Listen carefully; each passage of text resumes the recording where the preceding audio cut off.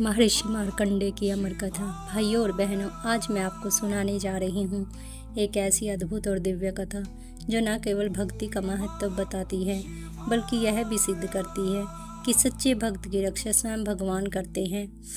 यह है कथा उस बालक की जिसने अपनी अटूट भक्ति से स्वयं मृत्यु के देवता यमराज को भी पराजित कर दिया। यह है कथा महर्षि मार्कंडेय की, जिन्हें भगवान शिव ने अमरत्व का वरदान दिया। यह कथा इतनी चमत्कारी और रोमांचित है कि इसे सुनने मात्र से मनुष्य का भय मिट जाता है और हृदय में भगवान की अटूट भक्ति का संचार होता है।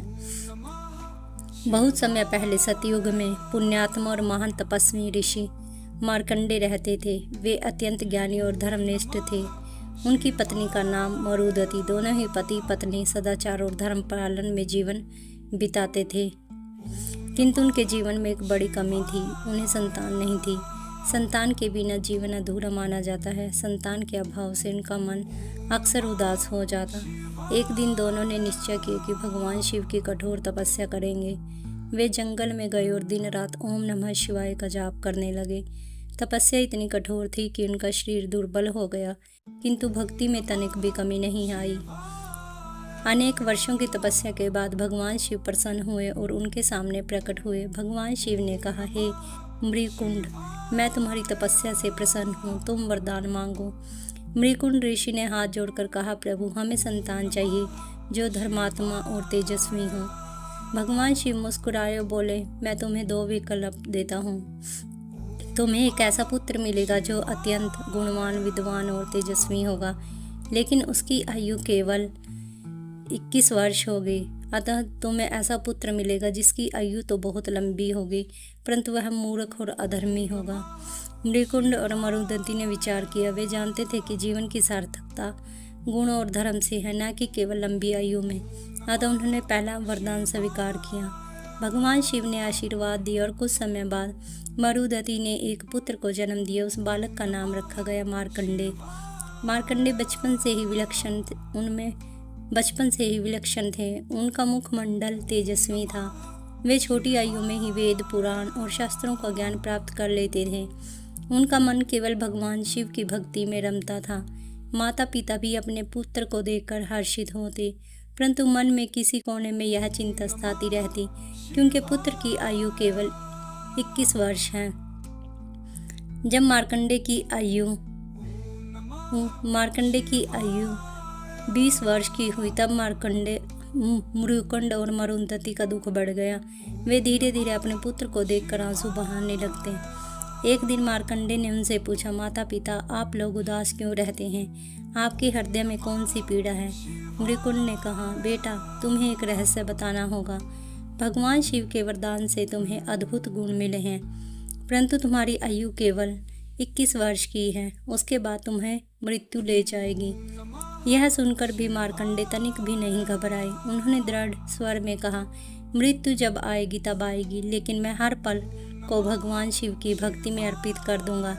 मृत्यु का भय उस भक्त का नहीं होता जिसके हृदय में भगवान का नाम बसा हो। धीरे धीरे समय बीता और मार्कंडेय का 21वां वर्ष आ पहुंचा। धीरे धीरे माता पिता व्याकुल थे, लेकिन मार्कंडेय ने निश्चय किया कि वह मृत्यु के क्षणों में भगवान शिव का ही ध्यान करेगा। वह एक शिव मंदिर में गए। वहां बैठकर उन्होंने शिवलिंग का पूजन किया और मंत्र जाप में लीन हो गए। उन्होंने शिवलिंग को गले लगाया और ओम नमः शिवाय का जाप करते हुए ध्यान मग्न हो गए। जो ही उनकी आयु का अंतिम क्षण आया, यमराज अपने दूतों सहित प्रकट हुए। यमराज ने कहा, बालक मार्कंडेय, तेरी आयु समाप्त हो चुकी, मेरे साथ चल। परंतु मार्कंडेय अडिग रहे। उन्होंने शिवलिंग को और कसकर पकड़ लिया और ओम नमः शिवाय का जाप करते रहे। यमराज ने अपने हाथ में पाश उठाया और उस बालक की ओर फेंक दिया। यमराज का पाश सीधा जाकर शिवलिंग पर पड़ा, क्योंकि मार्कंडेय शिवलिंग से लिपटे हुए थे। पाश शिवलिंग पर पड़ते ही पूरी पृथ्वी कांप उठी। आकाश में बिजली चमकी और देवता भी भयभीत हो गए। उसी क्षण शिवलिंग फट गया और स्वयं भगवान महाकाल शिव प्रकट हुए। उनके नेत्र अग्नि के समान लाल थे। हाथ में त्रिशूल था।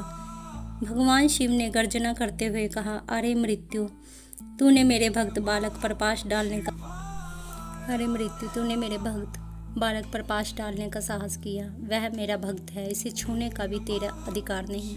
आज मैं तुझे ही नष्ट कर दूंगा। इतना कहकर शिवजी ने त्रिशूल उठाया और यमराज पर प्रहार किया। यमराज वहीं मूर्छित होकर गिर पड़े। सभी देवता घबरा गए। वे तुरंत वहां आए और भगवान शिव की स्तुति करने लगे। उन्होंने कहा, प्रभु, यदि यमराज ही नष्ट हो जाएंगे तो संसार का चक्र रुक जाएगा। मृत्यु न रहेगी तो जीवन का संतुलन बिगड़ जाएगा। भगवान शिव ने यमराज को जीवन दान दिया, लेकिन आदेश दिया, अब से यह बालक मार्कंडेय अमर रहेगा। इसे कभी मृत्यु स्पर्श नहीं होगी। यह सदा मेरी भक्ति करेगा और धर्म का प्रचार करेगा। इस प्रकार मार्कंडेय अमर हो गया। वे सदैव युवा ही रहे। उन्होंने लंबी आयु में अनेक ग्रंथों की रचना की, जिसमें मार्कंडेय पुराण प्रमुख है। इस प्रकार देवी महत्व दुर्गा सप्तमी का अद्भुत प्रसंग है, जिसे आज भी नवरात्रि में श्रद्धापूर्वक पढ़ा और सुना जाता है। मार्कंडेय ने मानव समाज को यह संदेश दिया कि सच्चा धर्म केवल भगवान की भक्ति और सत्य में है। मृत्यु का भय केवल उसी को सताता है जो ईश्वर को भूल जाता है। जो ईश्वर के चरणों में लीन हो जाता है, उसे मृत्यु भी नहीं छू पाती। मार्कंडेय ने अमृत प्राप्त करने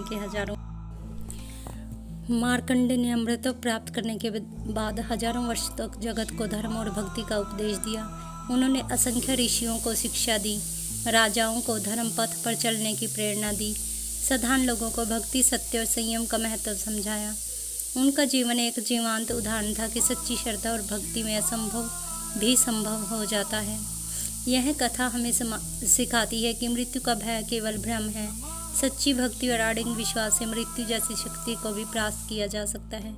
भगवान शिव अपने भक्तों की रक्षा स्वयं करते हैं। जीवन की सार्थकता गुणों और धर्म में है, न केवल लंबी आयु में। इस प्रकार महर्षि मार्कंडेय ने अपनी भक्ति से अमृत प्राप्त किया।